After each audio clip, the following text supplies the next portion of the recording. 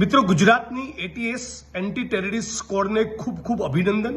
રાજ્યની પોલીસને અભિનંદન કે મુન્દ્રાનો જે દરિયાકાંઠો છે કચ્છમાં, ત્યાંથી 1150 કરોડની લગભગ 1200 કરોડની કિંમતનું કોકેન ડ્રગ્સ આપણા રાજ્યની પોલીસે પકડી પાડ્યું. એ માટે ખૂબ અભિનંદન. હવે સવાલ સમગ્ર ગુજરાત અને દેશની જનતા વતી એટલું પૂછવા માંગુ છું, કયા માણસો હતા જેમણે આ ડ્રગ્સ ઓર્ડર કર્યું હતું? ડ્રગ્સ કોણ લઈને આવ્યું એમાંના મોટાભાગના લોકોને આપણી પોલીસે પકડી પાડ્યા છે.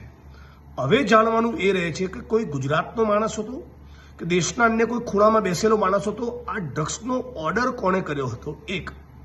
અને બીજું, આટલી મોટી રકમનું લગભગ 1200 કરોડની કિંમતનું ડ્રગ્સ આવતું હોય તો લઈને આવનારા માણસો ડફોડ તો હોય નહીં. થોડું ઘણું એડવાન્સમાં પેમેન્ટ થયું હોય તો પેમેન્ટ ચેક દ્વારા થયું હતું, કેશ આપ્યું હતું કે હવાલો પાડ્યો હતો? આની ફાઇનાન્શિયલ ટ્રેલ પકડાવી જોઈએ.